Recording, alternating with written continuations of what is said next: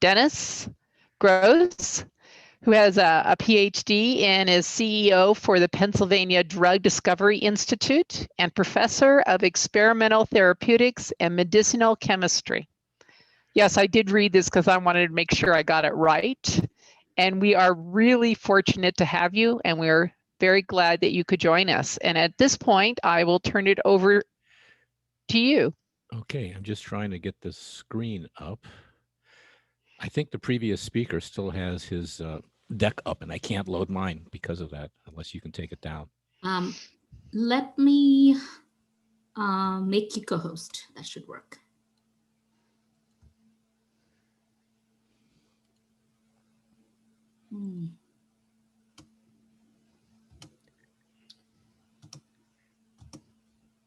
Please let me know if you can now. Now you should be able to. Let's see. I just have to find. All I'm seeing is just a small screen on the right. I am not seeing the full. Okay, I can't share at this stage, so I don't know. Let me see. Iso, are you here? Yes. Do you think you could? Oh yeah, maybe I didn't. Share? Yeah. Okay.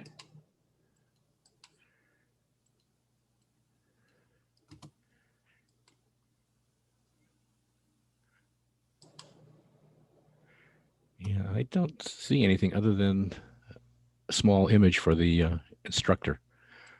I don't see the screen. Let's put it that way, where I can bring up sharing. Hang on, let me go in here. Okay, now I can see the share screen. Okay, I've got it. You know, these days I'm using 3 different platforms for teaching, and they get more and more confusing every time. I'm using Zoom, Panopto, and Adobe Connect. I agree.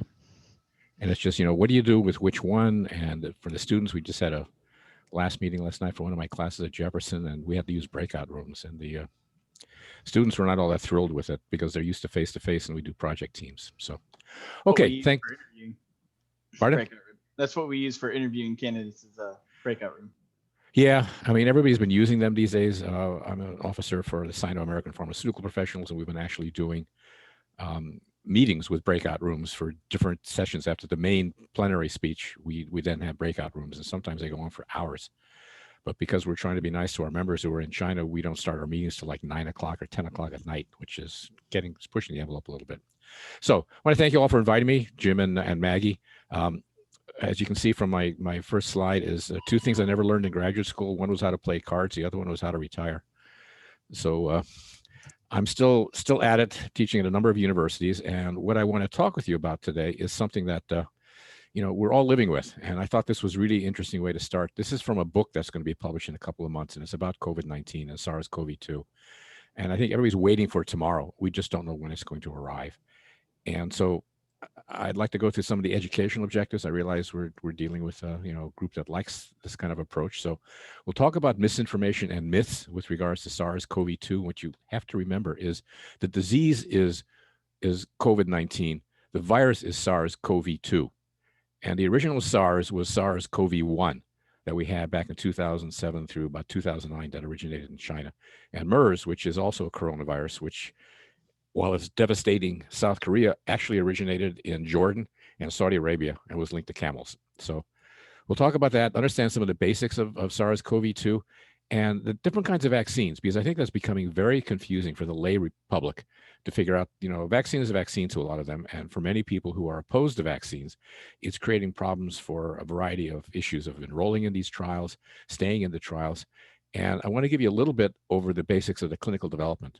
The difference between a small molecule versus a vaccine, because they are very, very different. And especially now in this era of what's called warp speed, we've drastically changed how vaccines are developed and how we move them forward in a very, very brief period of time, which has bothered some people, and that we may be moving a little too quickly. So we'll talk about that.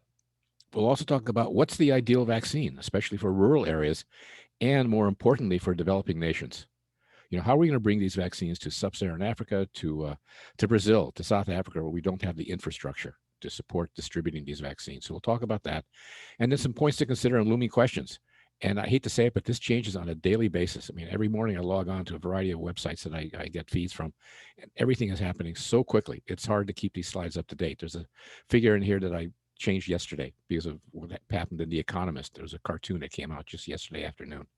So I'm trying to do that sort of thing just to give you a feel for what's happening. So this is a very interesting infographic. This was done at the beginning of the COVID-19 pandemic. Obviously, somebody was really in love with the tribbles. If you remember the old Star Trek episode, The Trouble with Tribbles. And what they did is they created tribbles that the diameter of the tribble really related to the number of deaths associated with the disease. So here we have, HIV/AIDS with, 36, 38 million people dying. The Spanish flu, most people did not die of the flu. They died of pneumonia. And if you look at the pictures from where the GIs were, housed, if you will, in these huge warehouses, they were all in cots next to each other. So if you want to talk about transmissibility, that was just the worst case scenario. And then you have, this novel coronavirus at the bottom. Now, the numbers are obviously a little bit out of date. We're up to, I think it's about 275,000 deaths in the United States and about 15 million cases in the US. And it's leading to problems as far as people comparing it to influenza, Asian flu, Hong Kong flu, and saying, it's no worse than them. And it is going to create a barrier to entry for people being vaccinated. So when did this first occur? I'm a big fan of history. Santayana saying, if you don't study history, you're doomed to repeat it. This was a editorial cartoon in 1890 in a French newspaper. And this gentleman's holding up a sign, and you see all these people running around with drugs that were being used, saying that just about everybody gets influenza. Well, medical historians have actually looked at the admission records to hospitals in Paris and the people that were diagnosed with influenza and their temperatures and a few other things. They're really convinced that this was actually the first appearance of COVID-19 in Europe was in 1890, not in 2020. So it's been around for a while, and then it just went quiescent, like SARS. SARS disappeared. SARS-CoV-1, it's basically gone for the time being. MERS, however, is not. MERS, which originated in camels, is very, very lethal. There aren't that many cases, but it's got a 40% lethality rate. So it's a very interesting and very deadly virus to deal with. So this, this sort of puts a handle on the fact that in January of 1890, people thought that this was COVID. So we'll talk about, what's going on right now with regards to this entire enterprise. And I'm just trying to minimize people so I can actually see my slides. There's, for your classes, there are umpteen people that have representations of the COVID vaccine or the virus with these knobs on the outside, these spikes, and then somebody has colored in the virus as it has infected cells of the human body. They obviously they're not blue. Somebody did this using a computer program because electron micrographs are black and white because of the way they're produced. But it's interesting to see, what's going on. And there is a site that I recommend you take a look at, and it is called the COVID-19 Tracking Project. And every Friday or Saturday, I think it is, they update this data from the CDC, FDA, Johns Hopkins, and do this across daily tests, daily cases, currently hospitalized, and daily deaths. And what's fascinating is, we all talked about we were going to see the second wave. I'm sorry, we're seeing a third wave. And you see this with the hospitalizations. We really do have a third wave. And in the Philadelphia area, we've got hospitals at 80% capacity. We are short of staff. The National Guard has been deployed, and they're dealing with nursing homes and long care term facilities. They are not available to take care of the hospitals at this point. And we're running out of ICUs. So if you look at the number of deaths, it's going back up to very close to what it was at the beginning of the pandemic. And what's interesting is the geographic distribution for the problems. So if you look at the northeast, where we are here in the Philadelphia area, where Maggie and I are, it's basically two peaks, and we're seeing this second peak right now. And I guess I can admit him. And in the Midwest, that's been an area of incredible resistance to wearing masks and hand sanitizers and social distancing. You've seen these huge parties that people have had there, and they're seeing absolutely monumental increases in COVID-19 diagnoses. South, same thing. I mean, they've had this little blip, so they're actually on their third wave. And the West, for everything that was done, especially in Oregon, Washington, and California, they're up much, much higher than they were earlier in the year. So it is a problem. And, why I'm doing this talk for you guys is I think what you need is actionable information. And this has been a problem for the World Health Organization. They've coined this term infodemic.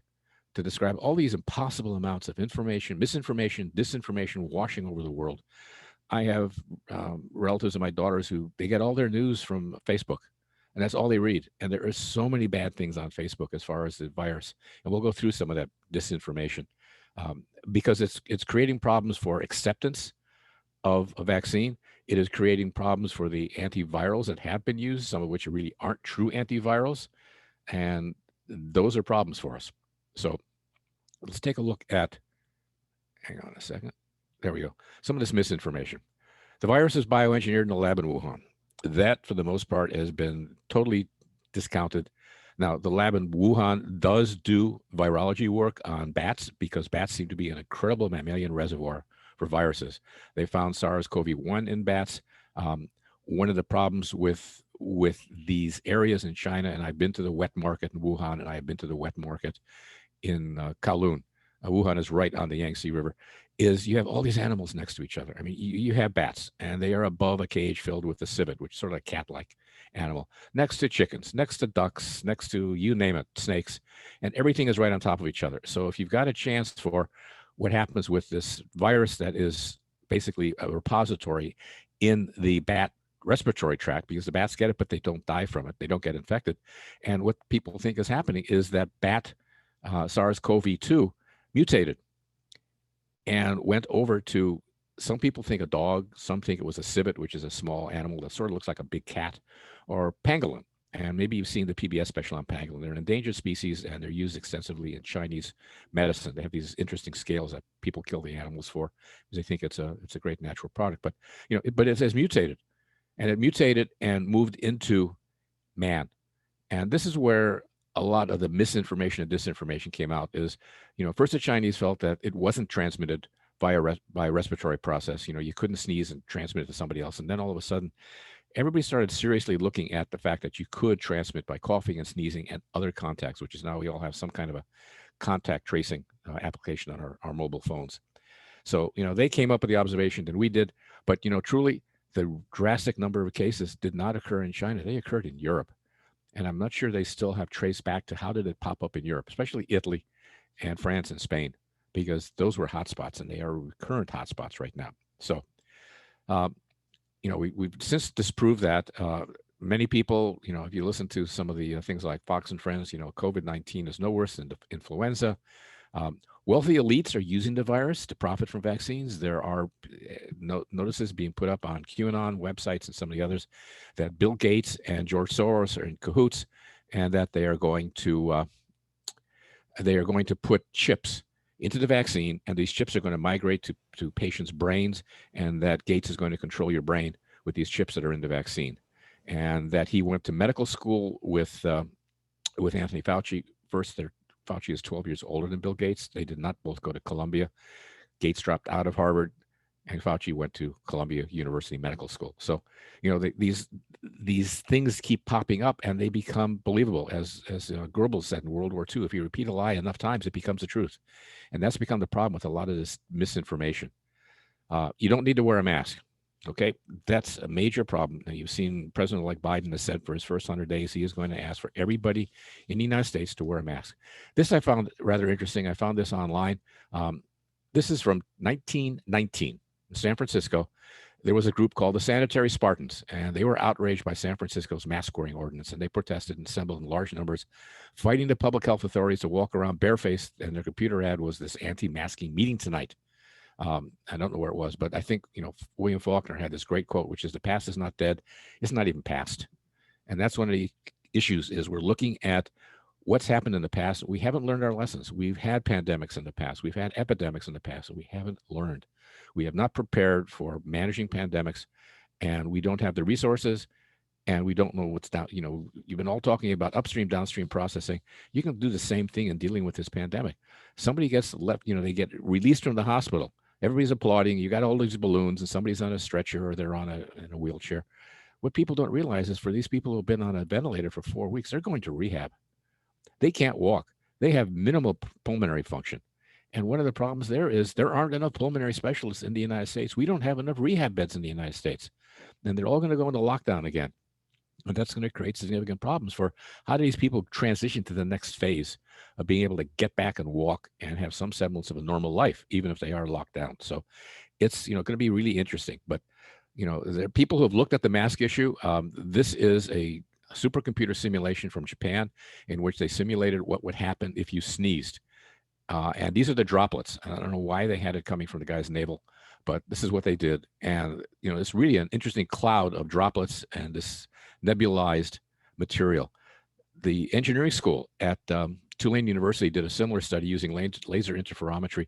They estimated that actually a sneeze traveled 12 to 15 feet without a mask. So, it's that 6 feet is nice, but if you can make that even larger of a distance between the next person, it's something you really need to think about. And, why I bring that up is this physician, emergency room physician, said, if you think a mask is uncomfortable, you should try a ventilator. You have to be basically paralyzed to get that tube down your throat. And we're having a problem now with drug shortages. The drug that's used frequently is Versed, and it's in short supply. So that's, again, going to be a problem with the supply chain in being able to provide this information. So let's get back to some of my other misinformation. Hydroxychloroquine is an effective treatment. There have been a number of now controlled clinical trials that show that it doesn't work. In fact, it is a very dangerous drug because it's combined with azithromycin, an antibiotic. Hydroxychloroquine actually causes what's called QT prolongation. And what it does is it stretches out the EKG, the QRST that you see when you go to your cardiologist for your yearly checkup. And if you stretch that out far enough, the heart gets ahead of itself and you can lead to fatal arrhythmias. The problem is azithromycin does the same thing. So there are heart issues with hydroxychloroquine. More testing, more cases. From one standpoint, it's right. If you don't test, you don't find all these cases, which the president was, actively ranting about. Herd immunity is going to protect us. We need really 80% herd immunity in the United States without vaccination. Sweden's tried this, and their death rate is now twice their neighbors in Scandinavia, Finland and Norway. So herd immunity didn't work out. And with a vaccine, we're going to need to vaccinate 70 to 80% of the US population. Envision that. There are 325 million people in the United States, and we need to vaccinate 80% of them. I don't envision that happening at this stage. So that's going to be something we need to deal with. The vaccine is going to be unsafe. There are lots of people out there who were pushing this, that it was rammed through, that it is not safe, that the safety studies were not adequately done, and that it's a vaccine that we just really don't want to take. Where we have a real problem is in the African-American population. And there's a book you guys ought to read. We use it for our public health program down at Jefferson, and it's called Bad Blood. And it is about the Tuskegee experiment, in which in the 30s, when there were really no good drugs for syphilis, there were mercurials, and they were really toxic. So they had this large cohort of African-American men, and they'd bring them back every year, and they'd test them, measure, various components, and they tell them that they just had bad blood, and that's why they were testing them. And all the way into the next decades, they were still testing these people and telling them they had bad blood. They'd give them an aspirin and burial information, and they'd bury them. And this went all the way into the 50s and 60s. I mean, it's just the most incredible violation of medical ethics that's ever happened. And African Americans recognize this and remember this, which is why there were so few African Americans in HIV/AIDS antiviral trials, because they remember this, that the government and pharma was experimenting on them. So that's why it's going to be really tough to get them not only to take the vaccine, but have African Americans in the clinical trials, and Latinos. That's a problem. Here's one of the things which is rather interesting. If we look at myths, if you can hold your breath for 10 seconds, you don't have COVID-19, because of the pulmonary problems. It's transmitted by bacteria. Obviously, our friends out there in the real world don't know the difference between viruses and bacteria, because partly Lysol's to blame for that, because they talk about, cleaning up germs with their wipes. So they don't tell you whether it's a virus or a bacteria, but that's something that's out on the web. Vitamins and supplements can cure COVID-19. Fauci did say take vitamin D3. He does take vitamin C. But people are looking at that and saying, I can take that. I can cure COVID-19. Why don't I do that? Drinking alcohol can protect you from COVID-19. Maybe this is the time to upgrade from Johnny Walker Red Label to Black Label, just so you have, better source of alcohol to protect yourself. And I think the best one that's out there, and this is one that I say when I gave part of this lecture last week to another organization, I said, wait for this one. Thermal scanners can detect COVID-19. That's really a problem with regard to people scanning you for a fever It doesn't work. The Chinese do both your forehead and your wrist. If you got a heavy jacket on and you've been running to catch a train, you're going to have a higher temperature at your wrist, and that's a problem. It can be transmitted by tap water. If you remember what happened at the beginning of the first wave of the COVID-19 outbreaks, the pandemic in the United States, what could you not get at Costco? Toilet paper and paper towels. And what did you also see? People with these huge carts filled with bottled water, because somebody had online a note that bottled water was safe and tap water was contaminated with COVID-19. So they went out and bought a whole bunch of this. Gargling with salt water will kill the virus. Well, you guys all know that's not an issue. Houseflies can transmit COVID-19. And I think one of the best myths that's out there is this one. And I can't tell you, I have a number of friends who actually believe this, that 5G mobile phone networks and towers can spread COVID-19. And I'd really like to know how a cell phone tower can spread a virus. But there's a guy who actually has done a study, and he's looked at every incidence of a viral disease outbreak in the world. And every time a viral disease outbreak, he says, there's a coordination or a correlation with the appearance of 2G, 3G, 4G, and now 5G in China.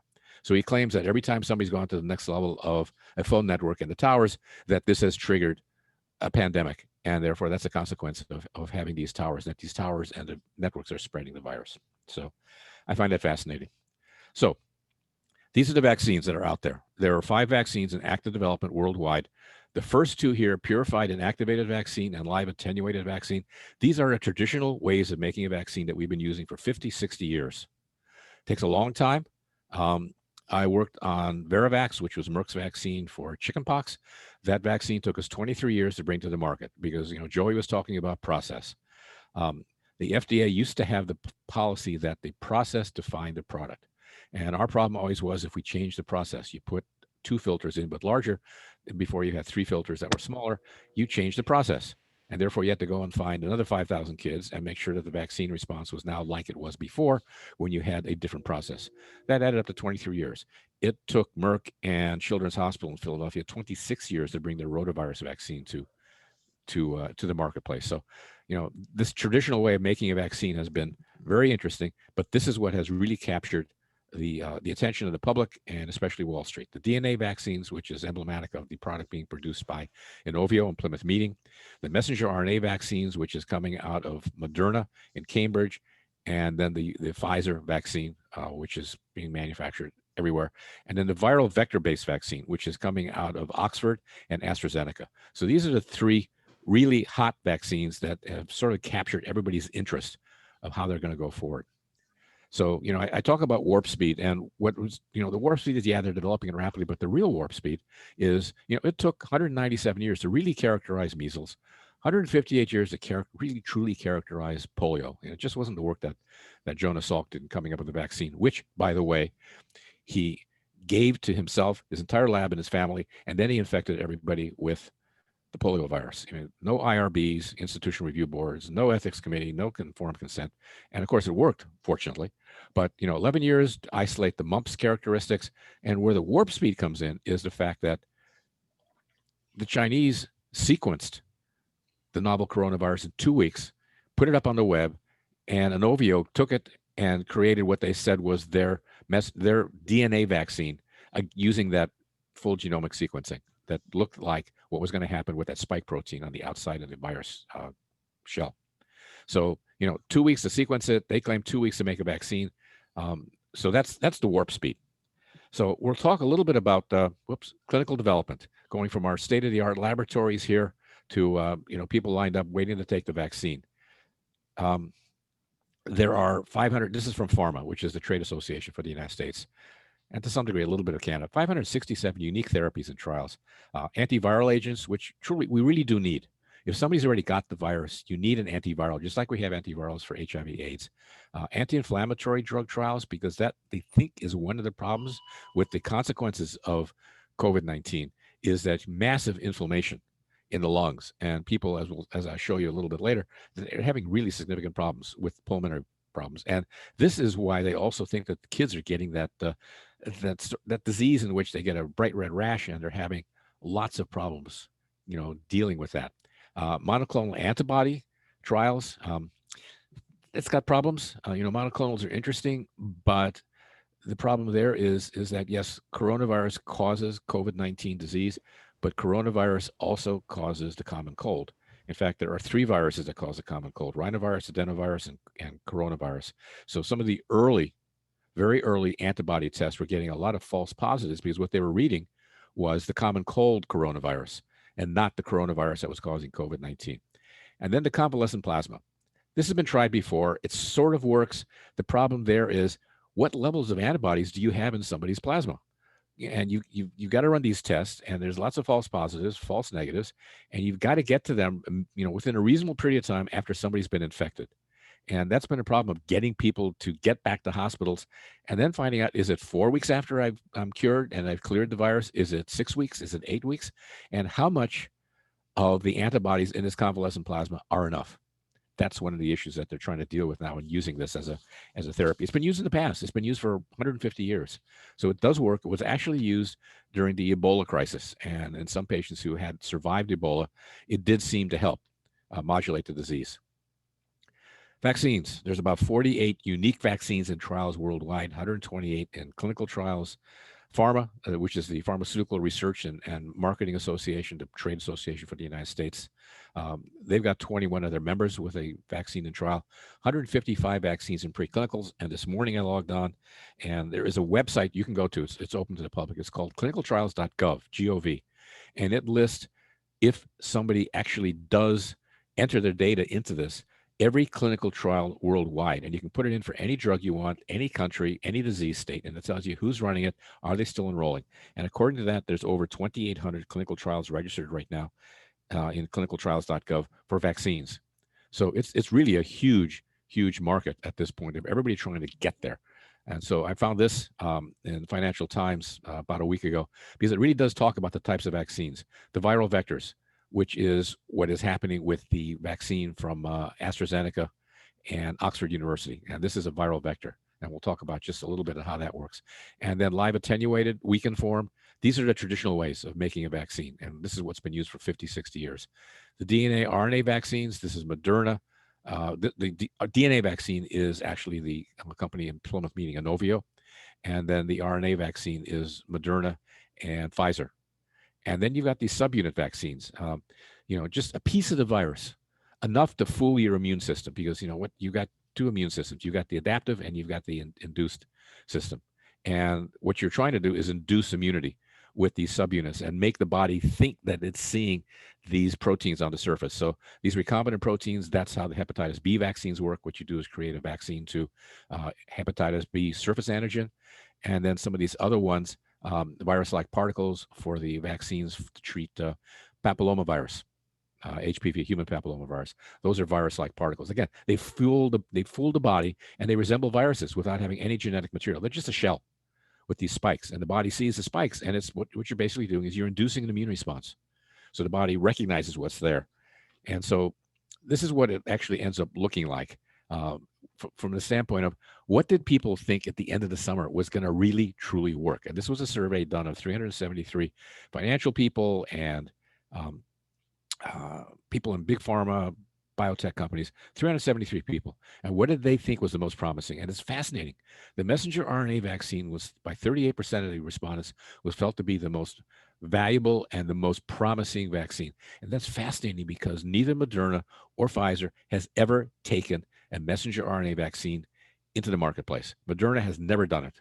And this is the first time for Pfizer working with this small company that was started by 2 Turkish scientists that started their work originally at University of Pennsylvania and then moved to Germany. Inactivated virus vaccines are traditional routes, recombinant. And then you've got these adenovirus vectors, which is the Oxford and the AstraZeneca vaccine. And then, not much chance here, not promising for the DNA vaccines from Inovio. The problem is that, again, Inovio has never gotten anything on the market. They have been in man. They had an Ebola vaccine using this technology. It didn't work all that well. And the vaccine that's out there is, I think, an inactivated virus vaccine from Merck that's used to treat Ebola. But the messenger RNA vaccine got, almost 40% interest as the most promising. So it's very interesting. So how do these things work? So I found this an article actually for the World Health Organization, and it was from Nature. They cribbed it. And these nucleic acid vaccines. You've got the DNA vaccine, you've got the RNA vaccine. RNA vaccine, what you've got is a piece of the RNA in a lipid, in a nanoparticle composed of lipid, and you inject that into the patient. And what ends up happening is the nanoparticle of lipid merges with the cell surface. You get that viral protein, it gets transcribed in the body, and you end up creating the spike proteins. And then the body responds to that. And you prime the body again, you train it. So when it sees the real virus, it knows what to do. Then the DNA vaccine, that one's a little different. And this technology has actually been around for a while, and it has not been successful. One of the reasons is, how do you get DNA into the body by injection? And what people have been working on for years, and we did this at Merck, we were working on a gene therapy product for OTC deficiency. And you have to do something called electroporation. And what you've got is this little magic wand that looks like a thermometer, oxygen thermometer, and you put it against the skin, and with electrical stimulation, it opens up pores in the skin, and then you can inject the DNA that codes for the RNA that then generates the proteins for the peptide spikes.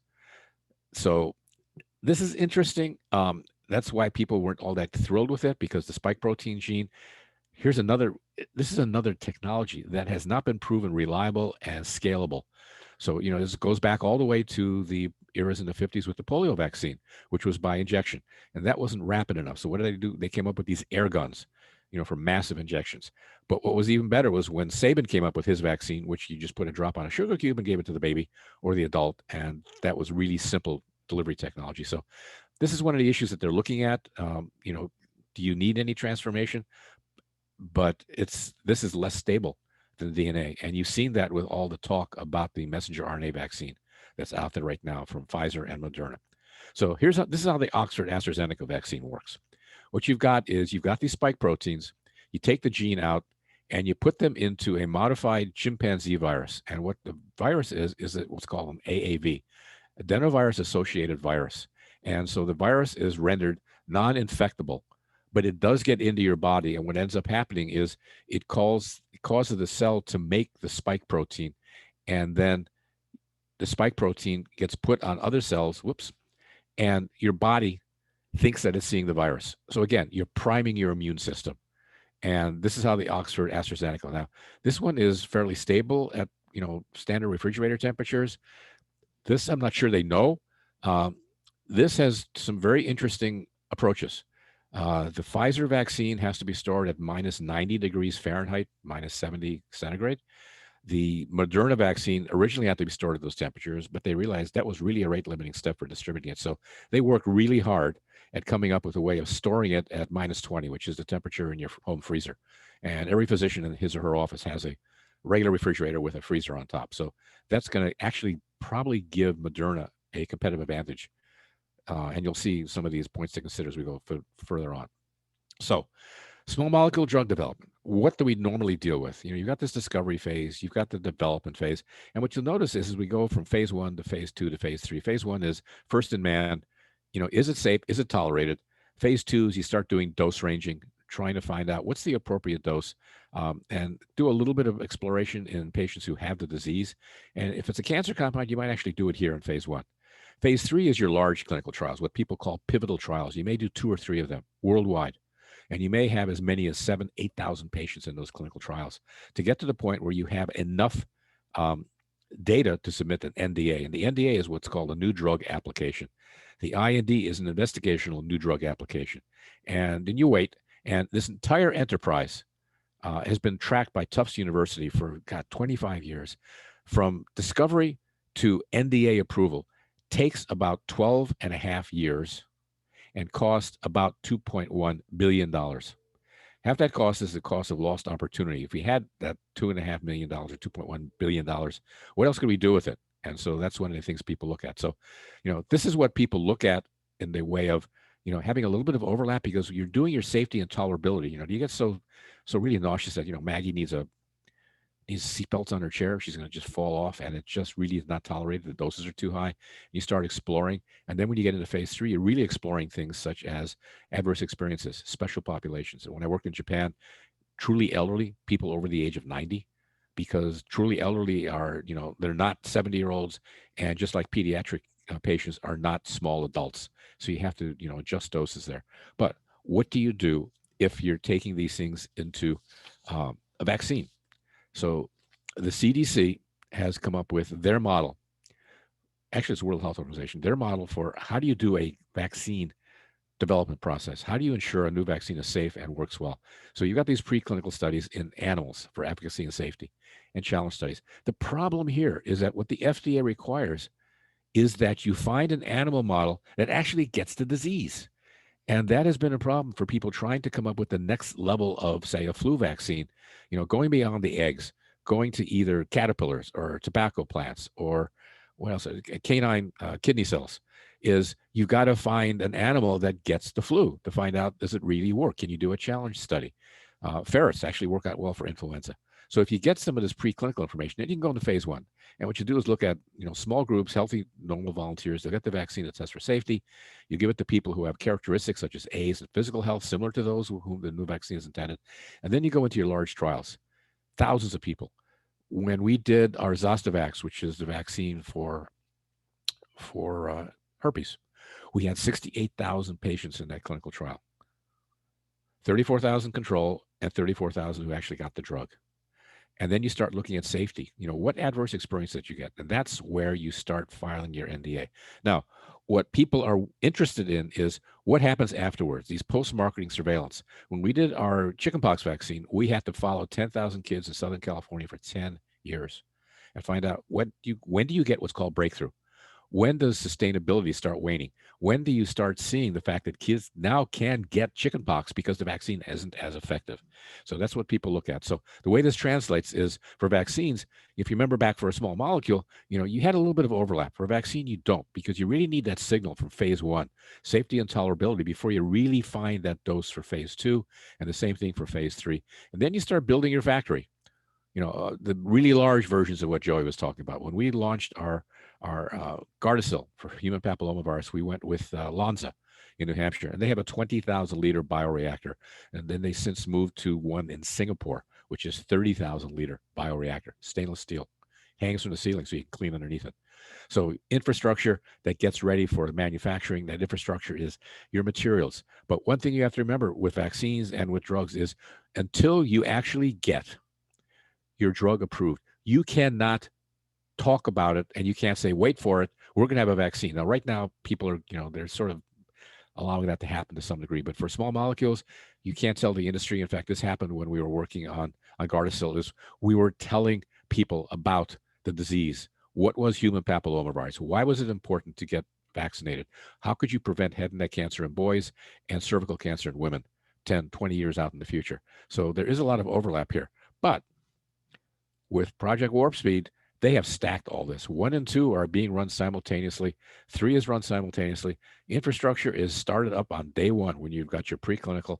And a couple of companies, I think Pfizer, they pre-built their manufacturing sites. And Bill Gates funded 3 manufacturing sites for some companies, realizing that probably only one of them was going to work, and he was going to be out hundreds of millions of dollars. A full-blown GMP facility in big pharma cost anywhere between $3,000 to $4,000 per square meter.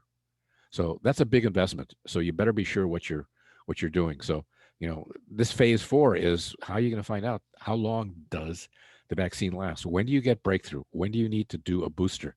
So these are all interesting things. So I have a friend who actually sits on the vaccine task force for Operation Warp Speed. And so he gave me a couple of his slides that he presented at the task force, because these are the key things that people are looking at for any vaccine viability, which is they're looking at effectiveness, clinical endpoints, reduction of transmission of the virus in populations like polio. I mean, we've almost wiped out polio worldwide, but not quite yet. Smallpox has been wiped out. Scalability. Can it be produced in quantities that will make it widely available? Level of complexity of administration, shelf life, durability. Persistent high titer levels of neutralizing antibodies. Polio, lifetime, but you know what? If you travel to India or parts of sub-Saharan Africa, or even Russia, very rural Russia, and they tell you to get a vaccine for polio and get revaccinated because there's still pockets of polio. Same thing in sub-Saharan Africa. Flu only lasts for 150 days. And then the issue of safety. What you want to see in a vaccine is low serious adverse event rates, Broad clinical trial inclusion, which means minorities, the people who are the target population, low thresholds and types of adverse events, long study length of safety data. That, I think, is what has got people bothered. Is we're racing ahead with 2 months worth of safety data, and as a consequence, folks are not quite sure. And you want large numbers. Now, Pfizer, I think Moderna was told they could do 30,000 patients, 15,000 placebo, no vaccine, and 15,000 getting the vaccine. Pfizer went to the standard 60,000 patients, 30,000 vaccine for the disease and 30,000 for people who didn't have disease in their placebo arm. So this is what they're looking at. And the criteria from looking at all of these components of safety, durability, effectiveness, and scalability is that the CDC came up with their qualifying symptoms. To get into a clinical trial, you've got to have fever or shortness of breath or difficulty breathing. No minimum duration. If you got it, you could be in a clinical trial. And then these other things, chills, cough, loss of taste, which is a real problem, loss of smell, sore throat, nausea, vomiting, runny nose, diarrhea. If you've got that for more than 2 days, you could also be in a clinical trial. So these are the things that the FDA and the CDC looked at and said, these are the criteria. So how did this all translate? Everybody sort of interpreted it just a little bit differently. So Pfizer looked at least one of the following. They didn't look for two. They said, okay, fever, newly increased cough, vomiting, sore throat, diarrhea. They were going to do that nasal swab, they tickle the base of your brain. Moderna looked at two of the following. They looked at the CDC guidelines and said, that's what we're going to follow. But AstraZeneca did basically what Pfizer did. And AstraZeneca has that vaccine that's based on chimpanzee adenovirus vector. So this is what they did. Now, I've talked about Operation Warp Speed. I'm a big fan of Star Trek. And this is where a lot of that money has been spent in Operation Warp Speed, it's about $10.4 billion. And so AstraZeneca got, $1.3 billion for development and manufacturing. Phase 3 is not going to finish up until, start until July of next year. They don't know what their vaccine is going to cost. Pfizer did not take federal money to develop their vaccine. So when people talk about that, they're wrong. What they took was money to be able to set up manufacturing and distribution. And the other thing here, and I may repeat myself later, is that Pfizer is not trusting the federal government's distribution system. They have already set up their own distribution system. They have set up 4 depots in the United States that they've tested out. And they've been contracted with, I think it's American Airlines or United, to fly the material from their factory outside of Brussels in Europe. And they've had their first shipment coming over here. And they actually had to get dispensation from the Civil Aeronautics Board because they have to put dry ice on a plane, far more dry ice than the Federal Aviation Association allows on a plane because of the hazard for buildup of CO2 in a plane. But you can see Moderna took almost $1 billion for their development. All these other companies have taken development money, clinical development and manufacturing for other companies. So it's very interesting to see what's going on, because what they're looking at is how are we using this? What are they doing? And it's all going into this stacked project plan of doing phase 1, phase 2, and half of phase 3, starting that when you're still in phase 2, where you're looking at adverse experiences and dose ranging. Do I need 1 dose? Do I need 2 doses?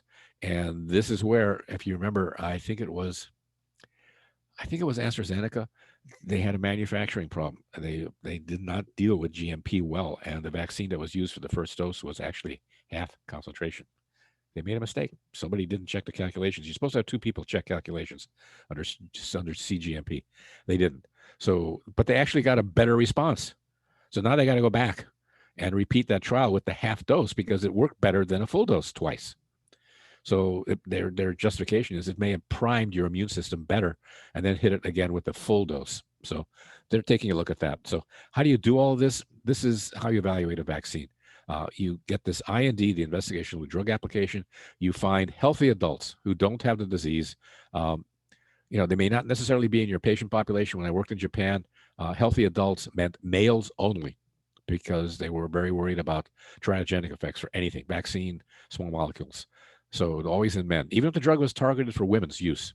So if it does work, you go into phase 2, where it's well tolerated and immunogenic in the target population. So that can be, 20 to 50-year-olds. It's the target population. So you find out, does it actually, do you have a side effect profile? And is it immunogenic? Does it create neutralizing antibodies? Is it going to work? and protect the patient. So if it does work, you go into much, much larger trials, and then you find out, again, is it well tolerated? And is it efficacious in the target population? So is it going to protect people from getting COVID-19, SARS-CoV-2? And that's what you find out in phase 3. So if it does, then you get a subset for immunogenicity, and then you get antibody levels that may link to protection. And what you get is a correlate of protection. And that correlate of protection is what people use to calculate efficacy. And that's how an efficacy trial is done. It's more of a direct measurement of protection from a vaccine.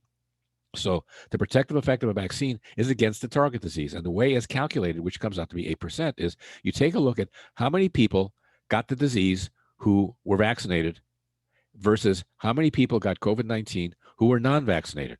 Multiply by 100, subtract 1, multiply by 100, and you get a percentage. And that's how you end up calculating efficacy. Now, efficacy is interesting. Here's efficacy for most of the standard vaccines that you and I, well, we're not going to take Ebola, but the ones that we've taken over the years. Rotavirus is mostly a third world disease, but it causes incredible diarrhea. Kids just die of dehydration. But, tetanus, although every 10 years you need to get a new tetanus shot. We're really unsure of the Ebola vaccine, German measles, chickenpox. You see, as you start going down, you start losing some of that efficacy. And you get to the flu and you see that's a real problem. And where that is a real problem is, and I'll show you this chart that I've been tracking for years. This is the annual efficacy adjusted for flu vaccine in the United States. 2004, 2005, it was only 10% efficacious, so it doubled the following year. But this was fascinating. 2018-19, there were 2 waves of influenza in the United States. The first wave, the vaccine treated well. The virus mutated in the wild, and the next wave the vaccine was only 7% effective. This year, 1920, the vaccine was only about 39% effective, and the problem there was the vaccine mutated during production. And because it takes 8 months to make the vaccine, and the little bioreactors they use are eggs. And halfway through this process, when they discovered that the virus had mutated, you can't go back and start all over again. It would take too long, and you'd never get the flu vaccine out. So people are looking at other ways of making it more rapidly. There is a biotechnology vaccine production facility at the University of Texas. I think it's at Austin, where they're looking at novel technologies, plug and play facilities. So you could do canine kidney cells, you could do caterpillars, and there are, I think, some canine cell companies who are making them. Using that, they don't have quite the scalability yet. CSL, which is Commonwealth Serum Labs, is working on alternative methods using, I think, caterpillars. And there are people who've been looking at tobacco plants. Much more rapid ways of generating. So if you have a problem with the virus, you can turn around really quickly and pivot and get something else out there. So it's a real problem. So all these companies have got, under warp speed, they've got their efficacy trials started. They're enrolling. These are the number of patients that they have to deal with, interim looks to find out. AstraZeneca stopped for a while. Janssen, J&J stopped for a while. Actually, AstraZeneca's had to stop again. They've got some problems. They can't distribute the vaccine. Pfizer can't distribute their vaccine right now. They ran into a cold chain problem. And that's one of their problems, is because they have to control the cold chain. So, we're talking way out into May of next year for the bulk of these vaccines, trying to figure out what the heck's going on with them. So what does efficacy really mean? So, they all came out. Pfizer said we're 95% effective. What does that mean?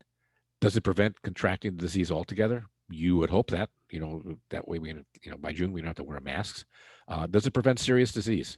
The pulmonary problems, the cardiovascular problems, the GI issues, the brain fog that many people have, just total lethargy. You just can't get up out of a chair. Does it prevent clinical disease? There are some in vitro studies that show that the virus can actually knock out DNA from intact myocardiocytes.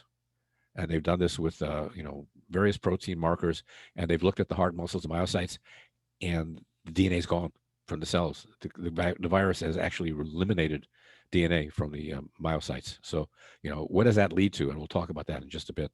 Does it prevent transmissibility? That's something everybody is hoping. If it does, then we don't have to wear masks past maybe June of next year, when the bulk of the population is actually vaccinated. What does it mean for durability? And what they mean for durability is, how long is the vaccine going to last? Now, when Moderna was first doing their safety studies in small primates, I think cynomolgus monkeys, one of the things they said was it looked like their vaccine would be a yearly vaccine. and you would get it every year, just like you get the flu vaccine. It's not bad. You get the H1N1 vaccine, for swine flu every year, the other 3 strains, and you hope that they're right by watching what happens in the Southern Hemisphere first. So that's what durability is. Is it going to last? Is it going to be like the polio vaccine that lasts supposedly for a lifetime, or smallpox? Or does it wear off after 1 or 2 years? The only way you find it out is with those phase 4 long-term clinical studies where you bring people back and titer them and find out that they still have neutralizing antibodies to the vaccine. And, this is a complicated field. It's really full up with people. This is the Pfizer vaccine. You've got Moderna, you've got Oxford. This is the one from China. They've run into a problem. They can't find enough patients in China to test the vaccine on who have the disease or will get the disease. So what they're doing is they've actually gone to Brazil, where COVID-19 is running rampant, and they're trying to find enough people there. Same thing with this CanSino Biologics. They're having real problems. Novio, they just basically started in June. They're going to be at this for a long time through the end of next year. Novavax has a real problem. CureVac, the same thing. J&J is, late. Merck is playing, real catch up, and they're going with the traditional vaccine. Sanofi and GSK are actually providing an adjuvant, which is a chemical that makes the vaccine work more effectively. And in a lot of cases, that adjuvant, strangely enough, is water, or it can be aluminum, which seems to actually boost the immune response. So this is what people are looking at. And so, it's a really complicated business to see where this is all going. And you take a look at this and you see, okay, where's all this money going? And how many people are everyone trying to run up? So you got Johnson & Johnson with that viral vector, just like the AstraZeneca Oxford one. They've got 60,000 patients. They're doing international trials. They didn't start till September this year. Novavax, it's inactivated, 45,000. Think about the fact you got to find all these patients. And what has really become a problem right now is, as people realize, because they are not getting the side effect profile, they're not running the low-grade fever, their arm doesn't hurt, they're not maybe nauseous, they're de-enrolling. The placebo groups are leaving. So, you got 60,000 people here. It's 30,000 on the vaccine, 30,000 on saline, and they're leaving. And so what's that doing to the ability to actually run a clinical efficacy trial when you don't have the people who are on the placebo who might get the disease? And somebody's saying, okay, I didn't get the drug. Why would I want to stay here? Why do I want to stay in this clinical trial? I'd rather get into another trial where I have a chance of getting the disease, because when I get the vaccine, I'll know I got the vaccine. My arm's going to hurt. I'm going to run a low-grade fever. Maybe I'll get nauseous for a while. And that's one of the things they're looking at for children, is that parents need to be aware of that. So what's happening in this thing? And this is what the Johns Hopkins has said for the ideal vaccine: mild transient side effects, soreness at the injection site, low-grade fever, long-lasting protection, more than 1 season, and a high proportion of vaccine recipients, better than 80%, especially in older adults and those with underlying medical conditions or risk factors like obesity, type 2 diabetes, hypertension. Protect not only against the disease, but prevent viral transmission. That's critical. That's what everybody hopes their vaccine is going to do, is prevent you from doing that. So you got to make it quickly and in large quantities. That's turning into be a problem. Supply chain and cold chain. Nobody really worried about cold chain, and now it's suddenly become a critical barrier to entry for distribution. We'll talk about that in a bit. It can be easily stored, not at ultra low temperatures. Well, that sort of leaves out the Pfizer vaccine. In packaging, it does not require a lot of space. That, again, leaves out the Pfizer vaccine. It can be easily transported outside of a cold chain or even through the mail. I'm a little hesitant about through the mail. It's going to sit in a mailbox someplace in the summer, cooking. You're talking about denaturing proteins when you do chromatography. Well, just think about denaturing a vaccine sitting in outside a building with the sun on it until that somebody actually remembers to pick it up. This was a cartoon I actually found yesterday in The Economist. Emergency vaccines, global distribution, and they're still building a distribution network. And that's the problem right now, is we were not prepared. Santiago was right. If you don't study history, you're doomed to repeat it. I don't know why people didn't understand what was going on, why they didn't learn from previous episodes of diseases appearing. We didn't learn anything from, back in 2008, 2009, when we had the H1N1 outbreak. All that information was gone. And as a consequence, we are not prepared to deal with this. So what's Pfizer done? This is, you've seen this picture. It's been on the news all the time. This is part of Pfizer's freezer farm in Belgium.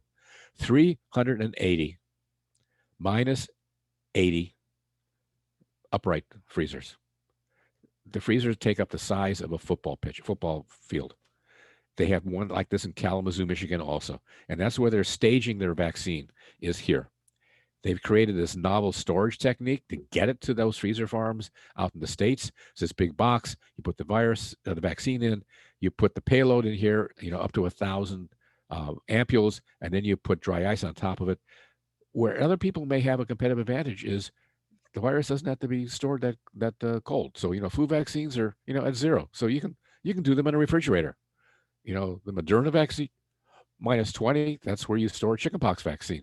So there's a big difference between Pfizer's and Moderna's, and they're still the same material. So, we talked about, Joey talked about distribution and dealing with, different vendors.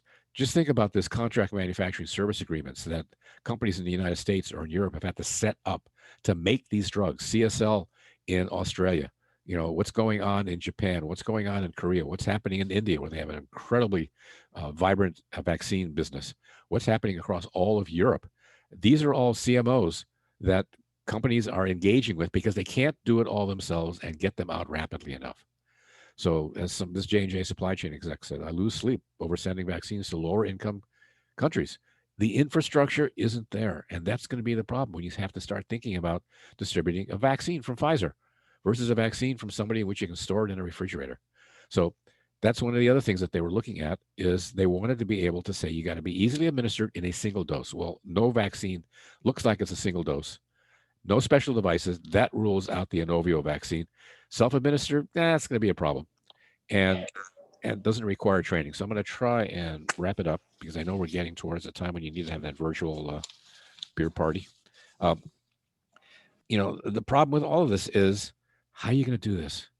And you deal with the side effect profile. This emergency room physician at Washington University said basically biology is fundamentally messy. Joey knows this now.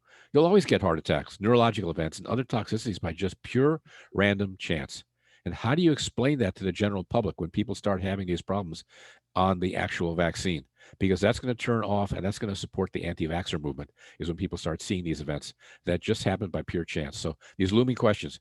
How do you define a high-risk health worker? What are essential workers? Is the Amazon guy that delivers Amazon Prime products to your house an essential worker? High-risk medical conditions are going to push you to the front of the line. How do you prove them? You're going to carry a card with it that says, I got type 2 diabetes and I've got a heart condition. And so I need to move up in my vaccinations at my hospital. How do you vaccinate these special populations with little or no data? The pediatric studies for the Moderna vaccine have just started in January or February of next year. And they're looking at kids from 17 to 20-year-olds, hardly teenagers. That's going to be their young population. They have not started looking at true pediatric cases yet. How are you going to give it? The Pfizer BioNTech really has a taxing storage condition. The vaccine is put in dry ice. It's got to be replenished within 24 hours and after 5 days. That box that I showed you can only be opened twice per day and only for 1 minute to maintain that ultra low temperature in the shipping crate. They require that you order at least 975 doses. The vials contain 5 doses. So does this give Moderna and other vaccines with less stringent conditions a competitive advantage? Because these doses, divide them in half. That's how many patients you're actually being able to, do something for.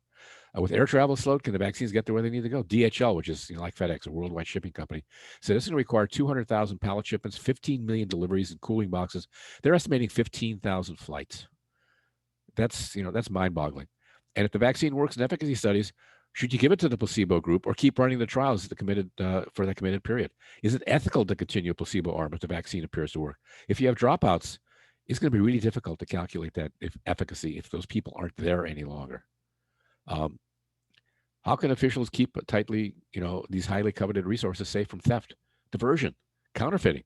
Pfizer is placing GPS trackers inside of every single box of vaccine. They've already tried this now. They've done 4 distributions in the United States. Corning is equipping their vials with black light verification to curb counterfeiting. The worry there, too, is that even if it's in the vial, that people will dilute the vaccine. And that's happened with some oncology products. Will early vaccine successes stymie the hunt for more effective vaccines? You got something? Why would I want to continue looking for another vaccine? Well, it's slow enrollment. And that's what people are seeing already, is that ongoing trials or future trials, enrollment is not going up. It's actually going down because people realize there's a vaccine that's going to it already has emergency use permit in Europe, at least in the UK. And Moderna and Pfizer have gone to the FDA. And if it gets approved, why would I want to be part of another trial?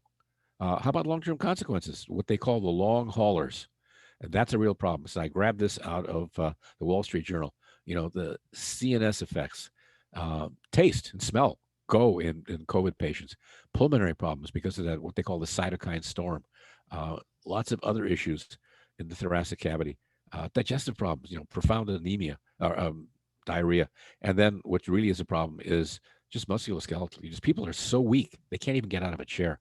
So these are all issues for the long haulers. And what people are beginning to see, excuse me, is this thing they call POTS, postural orthostatic tachycardia syndrome, in patients who have recovered mostly from COVID-19, abnormal tachycardia, increased heart rate, shortness of breath, muscle pains, damage to the small nerve fibers in the hands or feet.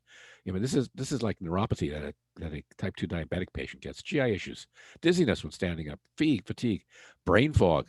People are telling you that they can't complete a sentence. They can't remember things. So these are all issues that people are actually having as a consequence of getting COVID-19. And we are not prepared to deal with this because, as I mentioned previously, these people are leaving hospitals and many of them have to go to a rehab facility. And we don't have enough rehab facilities. We don't have enough rehab nurses. We don't have enough respiratory therapists to deal with these people learning how to breathe again without being on a respirator. So the next steps, the U.S. has declared it will not participate in the UN-sponsored COVAX program that's going to jointly develop and distribute a vaccine to the world. With President-elect Biden, that may change, but you know, COVAX has reserved 450 million doses for 92 developing countries with a combined population of 3.9 billion people. But with 2 doses, that means they only have 225 million people that could be dosed. That works out to be basically about 6% of these developing nations. That's not an awful lot of vaccine. So that's a real problem. So things to think about. What about the scenario of you got one vaccine with a different mechanism of action being approved by the FDA, not just the EUA, which is the European Emergency Use Authorization? What happens if one vaccine runs short? We're seeing that right now. Pfizer is having supply issues, and they have halved the amount of vaccine they're going to be able to deliver by the end of the year. Can you take another firm's vaccine if the mechanism of action is different? Nobody's done those studies yet. How do we deal with hyporesponders? Okay. They haven't been dismissed. Hyporesponders are people who, yes, they develop an initial reaction to the vaccine. They develop the neutralizing antibodies, and then it starts waning quickly.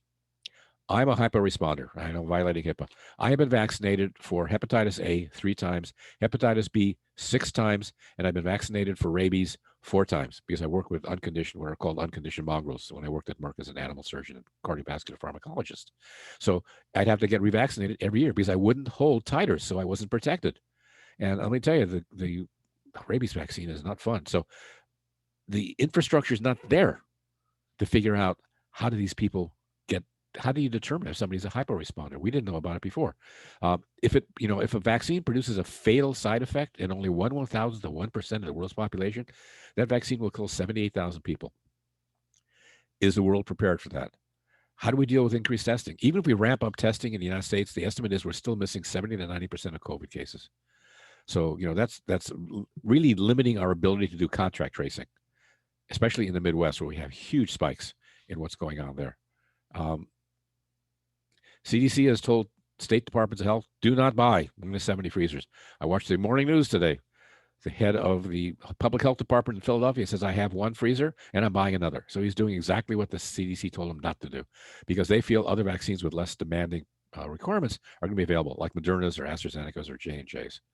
But, you know, if you're in an urban population with wealthy hospitals, you're going to buy up a lot of those -70 freezers. You're going to vaccinate your patient population with the vaccine from Pfizer. And rural hospitals that can't afford these things are going to have to use a different vaccine that's approved later. So, you know, it's sort of creating this divide. So the other issue then is, again, we talked about that book, Bad Blood, and the Tuskegee experiment. The credibility for the adoption of vaccines is unfortunately really eroded. And how do you restore that to get people to take this vaccine? So again, this is something that was presented at the about 2 weeks ago at the COVID task force and the CDC algorithms of how to allocate vaccines. So they've got 64 jurisdictions. Each of them have separate algorithms. And basically what it's coming down to is if you're a state, you're responsible for that last mile allocation. You're going to decide who gets the vaccine. The government is not going to give you any guidance. And the problem there is that this is the states, and we have to deal also with the Indian nations. And I think there are about 7 or 8 sovereign nations in the United States, Indian reservations that legally are considered a separate nation within the United States boundaries.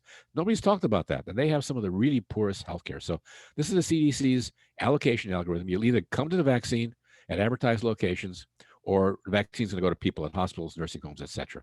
And this is how they're actually looking. This is from the National Academy of Medicine. This was presented at the Warp Speed meeting 2 weeks ago. You are probably not going to receive that vaccine until November of next year.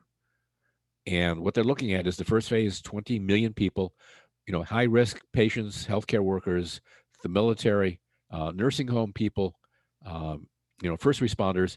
Phase 2 in April of next year through August, you see all these people, and then remaining elders with comorbidities, and then phase 3 and through November of next year, all other older adults and high risk groups. And then by then they should have some clinical trials completed, or at least have some safety studies that have been done in children. And then you got everybody else, all the others, 18 to 64. So they're ignoring everybody over 65, which is interesting. And that's phase 4. But you've got 30 million anti-vaxxers, 65 million angry disbelievers, cultural resistors, about 50 million people, skeptical laggards. And so what they're saying is that with all these other people, this will actually help out availability of vaccine, because these people are not going to take the vaccine.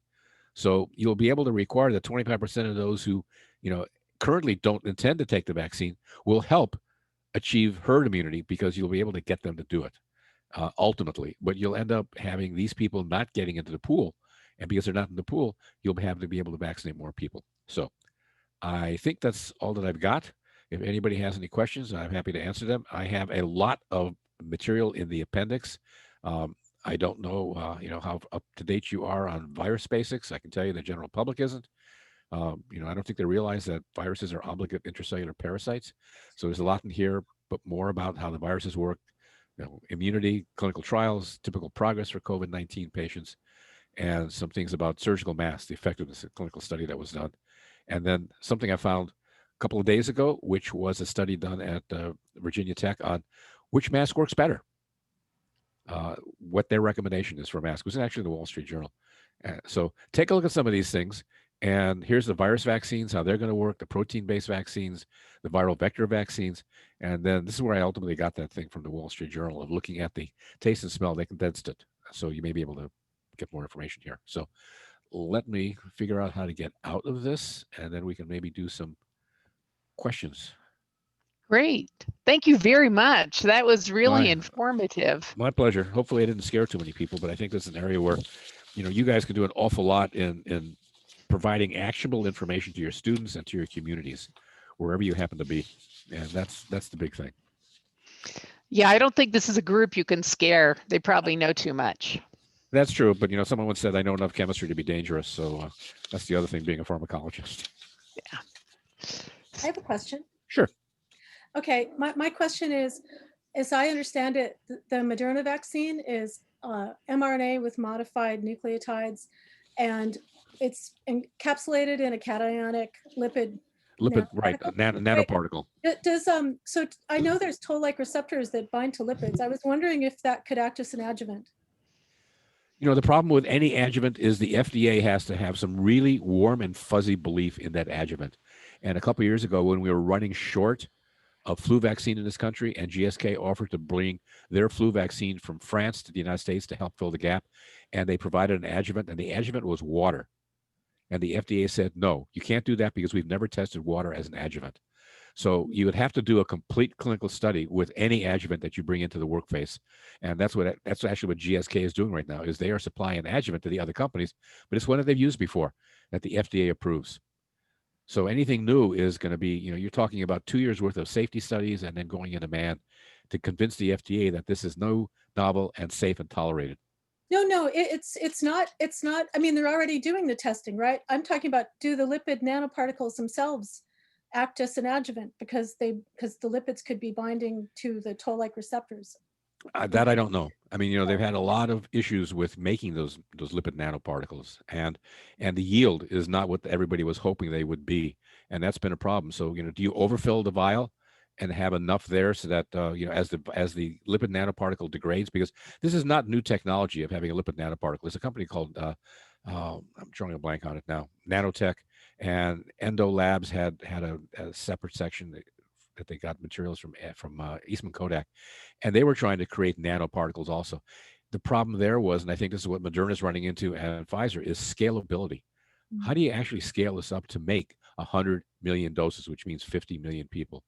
And so that's why, I had this thing about the supply chain is this stuff is scattered all over the world to try to make this material. And just think about the quality control issues when you're working in 3 or 4 factories, worldwide, and trying to really get a handle on what's happening, why is it happening, and if you have a problem, can you explain it? So that's one of the issues right now for, the timeline for, just getting the stuff out into the marketplace is understanding the cold chain and understanding the supply chain. And, everybody's going after the same supplies, all the things that Joy talked about. And so what you're seeing now is a shortage of some of these supplies. There's actually a shortage of monkeys because we have embargoed monkeys coming from China, which means for safety studies, which most companies use cynomolgus monkeys for safety studies for vaccines, is they're having to get them from India. And India has got some really shaky animal vendors. It's just really tough to deal with. And there's not a lot of assurance that what you're getting is what you received. They'll fabricate health records for these animals. China too, but China's been the biggest source of the monkeys. And that becomes a rate limiting step. If you can't do that, phase 0 preclinical safety studies, you can't get into first in man phase 1. So you have to be able to do that study in monkeys. And that's become a step. There's also a worldwide shortage of glass vials. Everybody thinks, well, you can make a lot of vials. Well, if you got to make 500 million vials, that's a real burden on Corning to come up with that many vials and have that available to all these companies. So other companies are coming up with different kinds of glass to use for vaccine vials, and then you've got to have the assembly line for that.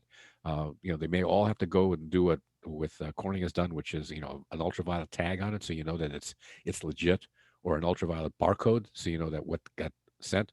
But one of the big issues right now is how do you distribute them? Cold chain aside, I don't know if you watched 60 Minutes 2 weeks ago, some lieutenant general from the Army talked about this huge effort. He's got a command center, and they can tell you when the vaccine is shipped and when a nurse opens the vial. Pfizer doesn't trust them any further than they can throw their refrigerators. They're doing it themselves. And so I don't know, and most people don't trust the Army and the government to distribute this vaccine and keep track of it. And with a limited resource, you can't afford to lose anything anywhere. It's got to be there, and it has to show up where you want it, when you want it, and it's not going to be able to sit in a loading dock someplace for a while. It can't show up on a Saturday. You need to be able to manage the supply chain to get it to hospitals and clinics. Anybody else have any questions? Yeah, I realize I have a I ran way question. over. Sure. Yeah, in terms of the mutation of the virus and the RNA, let's say the Pfizer or Moderna virus, how many, do we know how many epitopes they cover, or by the time we get the vaccine, will it be already mutated? Would it? There are actually some reports that the virus is mutated in the wild already. But the mutations that are out there do not appear to impact the ability of a vaccine to raise neutralizing antibodies to the spike proteins. So, but you're 100% right. That was the issue with the HIV antivirals at the beginning, was that the people were really worried that the HIV virus was going to mutate. So all the virus materials that came out in the 80s and 90s, they really had to watch the wild type HIV virus. And when it started mutating to the point where the current antivirals didn't work anymore, could you then come up with a second generation? And that's, I think, is what Pfizer and Moderna is looking at is, there is already a mutation out there. There's even some reports that this virus has jumped to cats and dogs. And I have a friend who's a veterinarian. He doesn't quite believe it. But, if that's an issue, of course, that's going to create all sorts of problems on the internet with people saying, when I do put my dog down or put a mask on my dog so it doesn't cough on me, if it's got COVID-19. So, these are all things that lend to that disinformation or, whatever else is happening out there. So you're right. There may be some mutations, just like we see with the flu vaccine. That's why we need a better and faster way to make the flu vaccine. And the techniques we're using now may be good, but again, if they start changing, are they scalable? Can you scale up the manufacturing process? And that's becoming a rate limiting step right now, especially, Moderna saw what was happening with the Pfizer vaccine, because I have a friend who works there, and he said their first vaccine was also only storable at -70. And they realized that was a real competitive disadvantage for them in getting this vaccine out. So they really worked hard and came up with a vaccine that was stable at -20. Now, the Gates Foundation is doing the same thing. They've been looking at vaccines that for decades we've said they've got to be stored in a freezer at -4. And that really limits your ability to take any of these vaccines to developing nations in sub-Saharan Africa where it's hot. And they've done some studies where if they take a vaccine out of the freezer and let it thaw, 4 days later, it's still about 80% effective. So, that's a major advance in being able to distribute a vaccine in developing nations where they don't have freezers and they don't have that ability. And so if that really works out and is supported, you could probably overfill a vaccine with, say, 120% of the titer particles. And then as it ages and drops down to 100% 4 days later, you've got the dose that you would normally use if that vaccine had been stored at -4 degrees in a standard freezer. So there's a lot of hope for what's going on in this field, but it's changing like every morning. I get something new. I heard that somebody, I don't know if it's Moderna, I can't remember, but they're also working on a lyophilized version of the mRNA vaccine. That I haven't seen yet, but you may be right. I mean, lyophilization is pretty interesting to do, and it does change the structure of the materials. But then, if you do it, you change the process of making it, which means you're going to have to start from square one with a phase 1 clinical trial all over again to find out, does this work the same as their lipid nanoparticle vaccine? I mean, that's the way the FDA works. And it's partly for our safety. They don't have that many people. They have people staged overseas, but that's their job. They deal with protecting the food, veterinary products, and medicine in the United States, and radiation devices like MRIs, CAT scanners, X-ray machines. So that's their job. They're the immune system for the United States. That's the best way to describe what the FDA does. So, people gang up on them, but you know what? That's a hard job to do. They work actively with pharma, but it's something that really needs to be looked at actively. And they do a good job. And I just had a career thing last night with a class I teach in pharmaceutical project management. And I have friends who work at the FDA. They love it. And it's just such a fascinating place to either be in the lab confirming processes that happen. A company has a, PKPD study, and the FDA will confirm it. They'll look at how you did it. They'll look at your product. They'll look at your CMC data. They'll look at everything you did to make sure, and the statisticians will recalculate your stats to make sure you did them properly. So some of the people that worked at it are friends of mine. Some have been there 25 years. So it's a very interesting place to tell your students to think about, because they're always looking for people. And Dennis? Yes. So I love the FDA too, but something different that's happening here is that we're not going to be receiving FDA approved vaccine. We're going to get emergency use authorization. Can you talk more about that? That's emergency use is like compassionate use. It's for a very small number of patients. It's not for the full-blown use in which you can go out and advertise it. I don't know what the limit is for the number of patients, and I don't think everybody is happy with emergency use authorization. Pfizer got it in the UK, but not in Europe as a whole, because the EMA, the European Medicines Agency, moved to Belgium because of Brexit, and they've lost a lot of people. But the emergency use authorization here may be just to treat first responders and physicians and nurses. But I have a nurse who comes to my house I've had a problem with my leg, and she's very worried that Jefferson Hospital is going to mandate that she has to take this vaccine, just like she has to take the flu vaccine every year.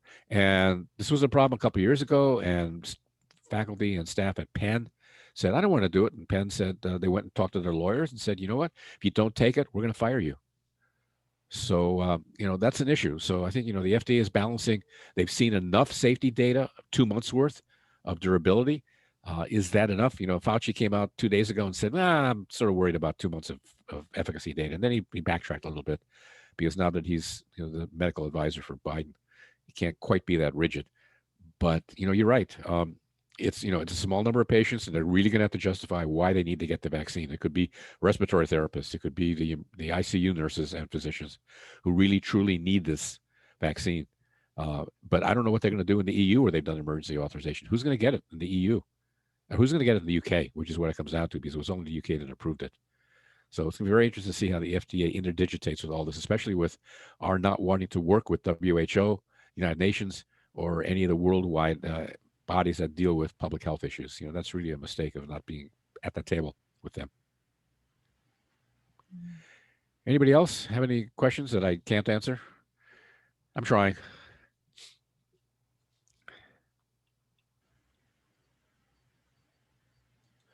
Maggie? You must have something, Joey. I'm going to say one more thing. Sorry. Sure. I'm in Montgomery County, Maryland. We were Okay. asked to describe our -70 freezers several months ago. So I think, and then someone said Austin Community College, same thing. So I believe some of the cold chain issues, states have been looking into it for a while. Yeah, because they were told Sure, it's they'll your, store it. it's you. You're going to distribute the vaccine. The government's not going to help you at all. You want to distribute it, you find the -70s, buy them if you have to, but you are going to deal with it yourself. So the government's dumped it on the states, which is a little unfortunate. So there's no guidance on how you're going to make that decision.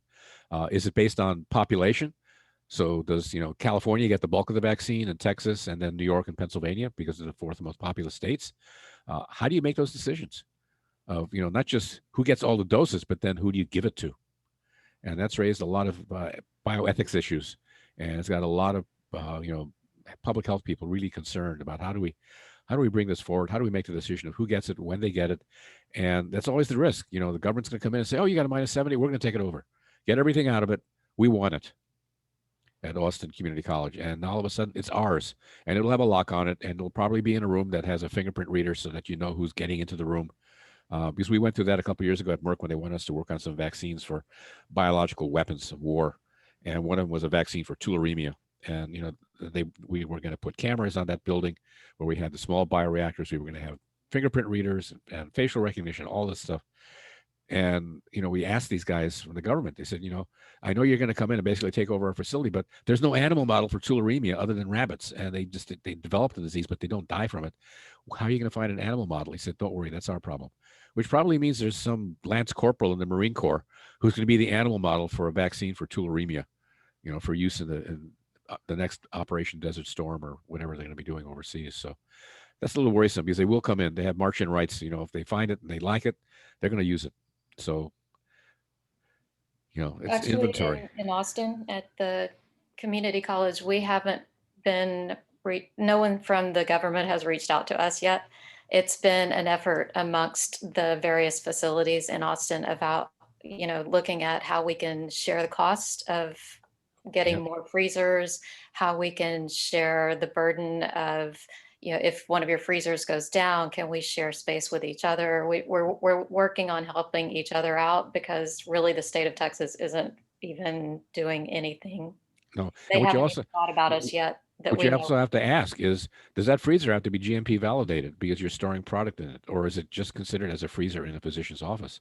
If you got to validate that freezer under GMP conditions, you got to map every shelf, and I've done that. It's a non-trivial process to map a freezer. No, it's Make sure not. that, and the same thing with an autoclave, to map an autoclave. So Raytheon does a good job of that, but they're expensive. You can spend half the cost of that freezer having them map the the temperatures in there. So those are questions that need to be asked also. Does it have to be stored under GMP conditions? If it does, you're looking at a lot more, and you may have to have some empty freezers that are running as spares. Right. And you may need to put them on a monitoring system. And We've most got the freezers, monitors, but well, the we thing may is, need more. you if may we need more can make it more monitors, freezer. and most freezers people run them at -80. And the problem is that is right at the limit. And I've done this because I had a freezer farm up at Merck, West Point. -80 is just where those things are working all the time, and they are working all the time. And you need to really look at the product.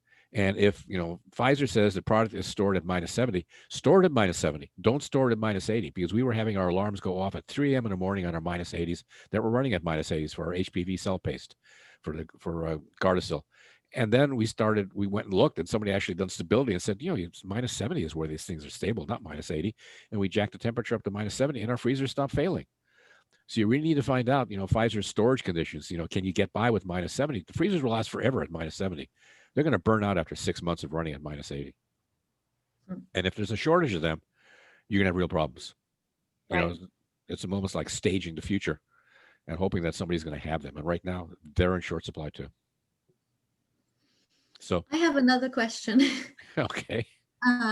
It's a non-vaccine question. You were mentioning vitamins and minerals earlier on, but I remember I went to a biomanufacturing fellowship in North Carolina a few years ago, and there was a talk by somebody, and they were talking about selenium, and people with AIDS, or also it works on the flu, that people who has low selenium in their in the blood, the low selenium blood level tend to were worse at getting better from AIDS or the flu. And I saw a paper, there's only 1 or 2 papers on selenium as it comes to COVID-19, but I wondered if you know anything about it.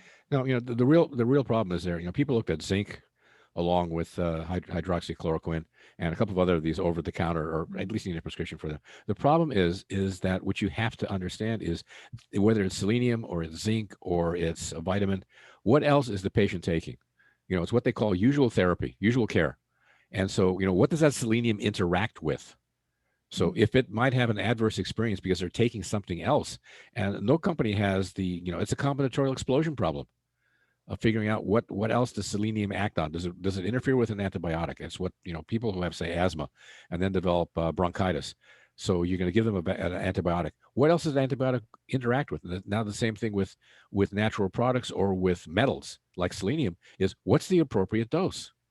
How much do you give? And at what point does it start impacting the liver? Or what point does it start impacting your ability to take another drug? Does it maybe bind to a receptor and prevent that drug from working and getting into a cell?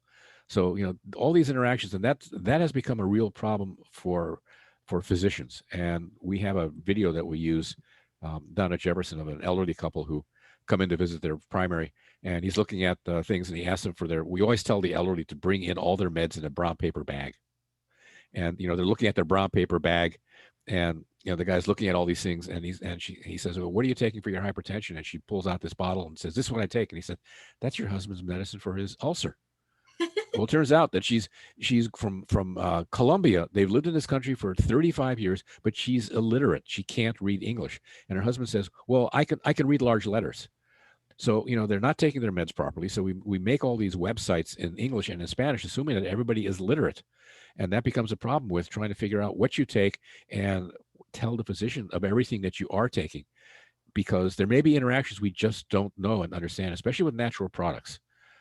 That has become a problem. And it's really tough to also look at the purity of some of these things. And I think the General Nutrition closed down. They went bankrupt a couple of years ago, and it's one that I use as a model for not understanding what people are taking. They were selling L-tryptophan as a powder. It's an amino acid, and bodybuilders were taking it. And GNC was buying it from a Japanese company who was buying it from a Chinese company. And the Chinese company fabricated the certificate of authenticity. They did their HPLC. They did the mass spec on the stuff. The stuff was contaminated with selenium and cadmium. And cadmium is a heavy metal that destroys your bone marrow. And a number of people died taking this stuff because, with the natural products, if 1 teaspoon's good, 2 or 3 ought to be even better. And so that's the problem in dealing with patients is, what else are you taking? So when you go in and you figure, oh, selenium, it's a metal. Why do I need to tell my physician? Well, there actually may be some data out there that says you can't take selenium with a statin or with an antihypertensive. It may, potentiate it, or it may turn it down. And those are the problems is nobody has the ability to do all of those trials to find out what's the adverse experience that may be associated with taking a metal like that. So you really do need a clinical trial. You need to understand truly, how does it interact? Does it really do something? And that's why people looked at hydroxychloroquine, is some studies were actually done against placebo. It didn't work. And the same thing with remdesivir, the product from Gilead. Gilead. When they finally did clinical trials with patients in the hospital with placebos, it didn't get them out of the hospital any faster than just getting a placebo. And everybody thought it was going to be like Tamiflu, where you take it and your flu miraculously disappears one day sooner. Remdesivir didn't work, and it's an IV only. So you've got to be in a hospital setting to get that drug to treat COVID-19. So, with viruses, as you probably all know, there's only 3 mechanisms of actions for antivirals. You can block getting into the cell, you can block transcription in the cell, and you can block leaving the cell. And that's why you're seeing more and more ads on television for combination therapies for HIV/AIDS, things that block, the virus getting into the body, and then also blocking the transcription process in the body. So that may be what we truly need, is some really good antivirals for COVID-19. And there are companies working on that, but everybody's tied their wagon to coming up with a vaccine, which is a lot more cumbersome to make. The clinical trials, because of side effect profiles and what else is somebody taking, that may limit the scalability and the durability where, you know, if you've got the disease and you got an antiviral, that may really work for a lot of people. So I don't know. It's gonna be interesting to see where this all, how it all ends up playing out.